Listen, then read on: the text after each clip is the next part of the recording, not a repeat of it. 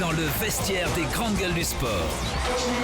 Et vous en avez pris l'habitude depuis le début de cette Coupe du Monde. Dans les vestiaires des grandes gueules du sport, on fait une petite place, une grande place même, à notre confrère de Rugby Ministère, Maxime Rouquier, qui est journaliste à rugbyministère.fr. Salut Maxime. Bonjour les grandes gueules. Salut Avec Maxime. Les actus qui ont fait le buzz au cours de la semaine écoulée. On va peut-être commencer, Maxime, par cette info qui est sortie hier avec Mario Ledesma qui a dévoilé, enfin il ne l'a pas fait exprès, mais les photographes traînés par là, qui a dévoilé la tactique que vont mettre en place les Wallabies pour abattre les All Blacks cet après-midi. Effectivement, cette photo a fait beaucoup de bruit.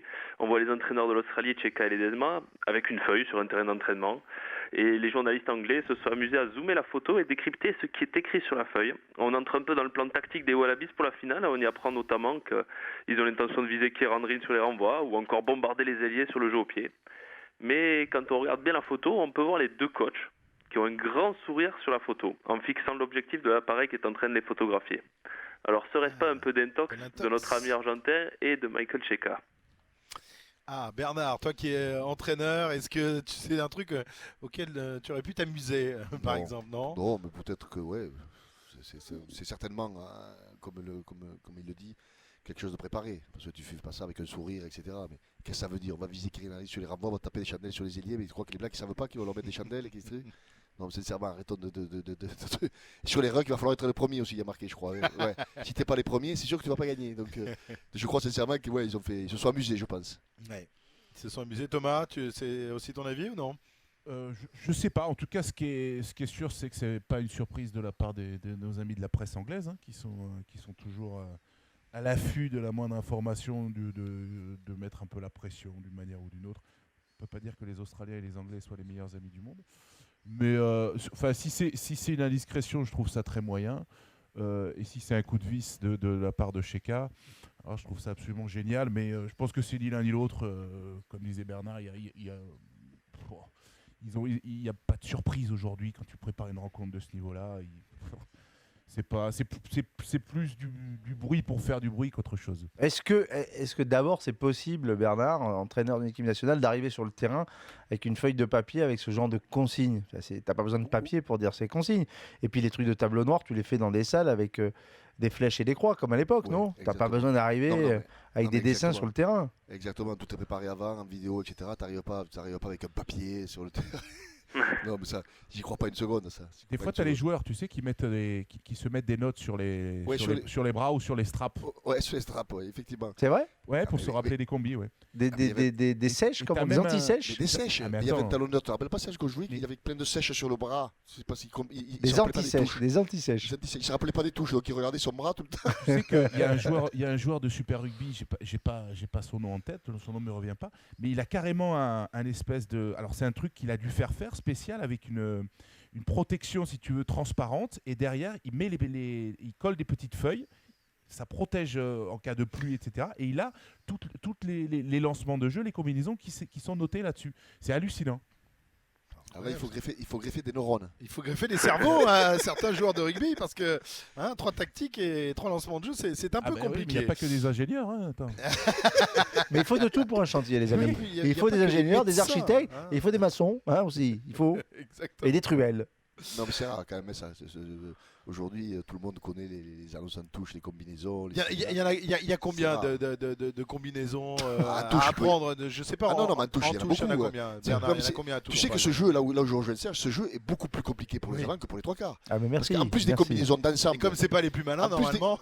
Oui, mais ça, c'est en train de changer, si tu veux. Donc, en plus des combinaisons d'ensemble, il faut savoir toutes les combinaisons en touche, quoi. Bien sûr. C'est pas rien, toutes les Ouais, combinaisons en touche. tu te C'est un souviens- casseur. Tu Puis, te à souviens, Comaco, hein. tu te souviens Bernard, qui était notre entraîneur à l'époque du Stade français, avait dit en touche, c'est simple, les gars, on va simplifier. Premier sauteur, un nom de ville. Deuxième sauteur, un nom de couleur. Troisième sauteur, un fruit ou un légume. Première touche, Vincent Moscato annonce orange. Orange, magnifique. Donc, entre les deux, entre le deuxième et le troisième. Entre oui, le il premier, fallait le aller deuxième vite. et le troisième. Il fallait aller vite. Ah ouais, c'était la tactique Non, mais de maintenant, Bègle à l'époque. Pour jouer devant, il te faut un master. T'as pas T'as un master touche, ouais, 5 ans après le t'es bac. plus invité. Maxime, autre information qui a fait le buzz, enfin c'est plutôt un sentiment général, l'Argentine qui a apporté un véritable vent de fraîcheur sur le rugby mondial et sur cette Coupe du Monde. Hein. Alors on est en train de parler de master, on va prendre le cas des Argentins qui ont fait de nombreuses études pour la plupart. Et ils nous ont fait une belle grinta pendant cette Coupe du Monde. On a eu le Japon au début, puis l'Argentine a bien pris le relais sur l'équipe surprise. Ils ont vraiment régalé les Pumas avec beaucoup de supporters qui se sont pris d'amour pour cette équipe. On l'a vu hier encore. Une progression énorme qui laisse présager du meilleur pour l'avenir de cette équipe, vraiment, qui s'est adaptée aux standards du rugby mondial. En 2007, ils finissent 3e avec un jeu qui correspondait aux règles de l'époque, une tactique pénible, on peut le dire, avec des jeux au pied de Juan Martín Hernández à longueur de temps.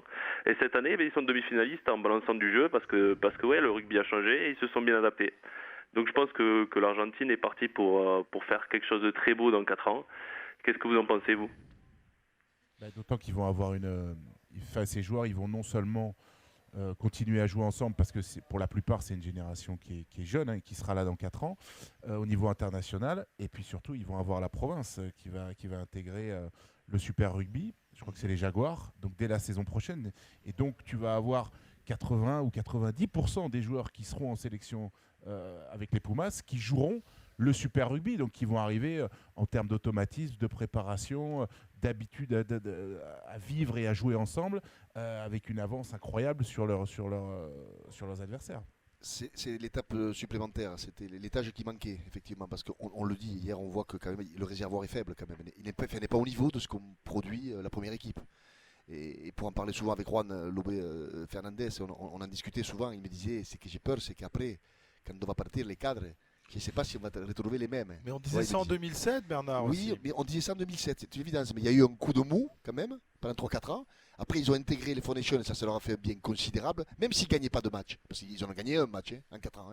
Ils ne gagnaient pas de match, mais de se confronter aux meilleurs les faisait progresser. Et maintenant, le fait de faire revenir tout le monde à la maison, dans une province, et à te confronter en permanence aux meilleurs joueurs du monde, puisqu'ils vont jouer les Kirian Reid, les Mako, enfin peut-être plus Mako, puisqu'il va certainement arrêter, mais tous ces joueurs-là, ils vont les rencontrer chaque année. Et là, ils vont construire un véritable réservoir de joueurs qu'ils n'ont pas aujourd'hui. Et là, c'est pour ça que moi je pense que l'Argentine, à travers cette province, va devenir véritablement une équipe capable d'aller en demi-finale, voire d'aller plus loin chaque Coupe du Monde. Les structures sont là, elles sont mises en place. L'attrait des Pumas va également va avoir une action sur la population argentine, sur les jeunes Argentins Ça qui compte. vont tous se mettre au rugby. Ils Hein, ont, enfin, en tous les ils cas, ont pas quand mal. même, tu dis les structures sont là, l'organisation est là, les Oui, structures. l'organisation.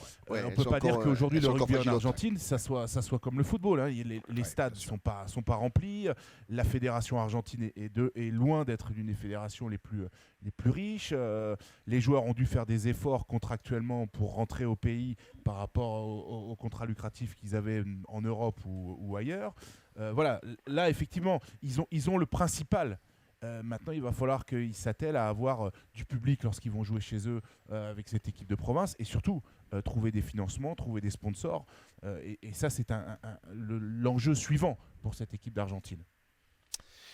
Très bien, l'Argentine qui nous aura régalé, même si hier elle est tombée sur l'os sud-africain. À noter quand même que ce sont les 3 géants du Sud qui vont terminer aux 3 premières places de cette Coupe du Monde. On va remercier Maxime Rouquier, notre confrère de rugbyministère.fr. On voulait également aborder les flops de la Coupe du Monde. On en parlera la semaine prochaine. Merci Maxime.